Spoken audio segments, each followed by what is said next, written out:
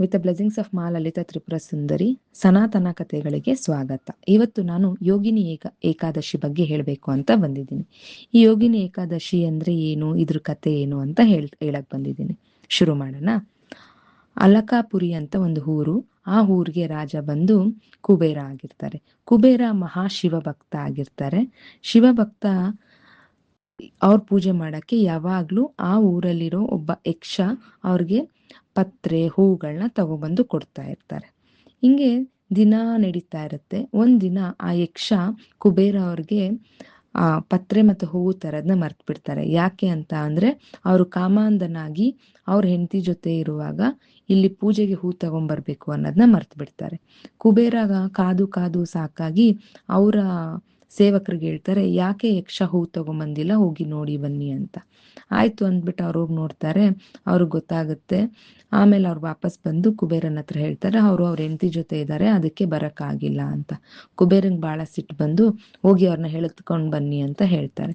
ಆಯ್ತು ಅಂದ್ಬಿಟ್ಟು ಅವ್ರ ಸೇವಕರು ಹೋಗಿ ಅವ್ರನ್ನ ಎಳ್ಕೊಂಡ್ ಬರ್ತಾರೆ.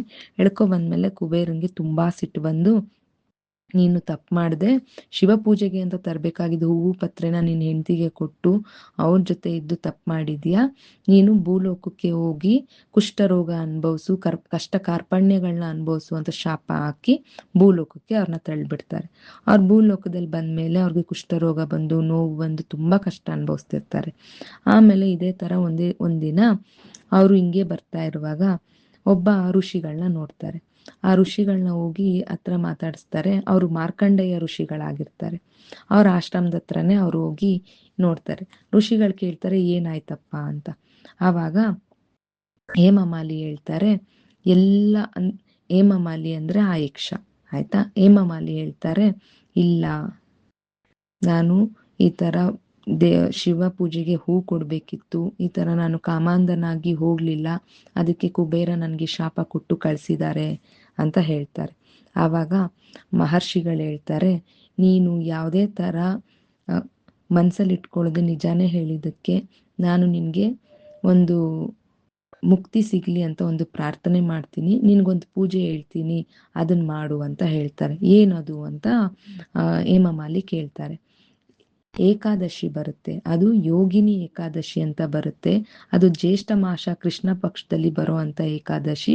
ಆ ಏಕಾದಶಿ ಪೂಜೆ ಮಾಡು, ಖಂಡಿತ ನಿನ್ ಕಷ್ಟ ಕಾರ್ಪಣ್ಯಗಳಿಂದ ಹೊರಗ್ ಬರ್ತೀಯಾ ಅಂತ ಹೇಳ್ತಾರೆ. ಆಗ ಹೇಮಮಾಲಿ ಅದನ್ನ ನಂಬಿ ಆ ಪೂಜೆ ಮಾಡ್ತಾರೆ. ಅವ್ರ ಪೂಜೆ ಮಾಡಿದ್ಮೇಲೆ ಅವ್ರು ಎಲ್ಲಾ ಏನು ಕುಷ್ಠರೋಗದಿಂದ ಬಳಲ್ತಿರ್ತಾರೋ ಅದೆಲ್ಲ ಮಾಯ ಆಗುತ್ತೆ. ಅವರು ಅವ್ರ ಹೆಂಡತಿ ತುಂಬಾ ಚೆನ್ನಾಗಿ ಬಾಳಿ ಬದುಕಿ ಇಹಲೋಕದಲ್ಲಿ ಮುಕ್ತಿ, ಪರಲೋಕದಲ್ಲಿ ಹೋಗಿ ಸ್ವರ್ಗದಲ್ಲಿ ಇರ್ತಾರೆ ಅಂತ ಪದ್ಧತಿ ಇದೆ. ಇದು ಯೋಗಿನಿ ಏಕಾದಶಿಯ ಮಹತ್ವ ಅಂತ ಹೇಳ್ಬೋದು. ಈ ಕತೆ ಇಷ್ಟ ಆಗಿದ್ರೆ ಥಮ್ಸ್ ಅಪ್ ಕೊಡಿ. ಸನಾತನ ಕಥೆಗಳನ್ನ ಸಬ್ಸ್ಕ್ರೈಬ್ ಮಾಡಿ, ಫಾಲೋ ಮಾಡಿ. Thank you.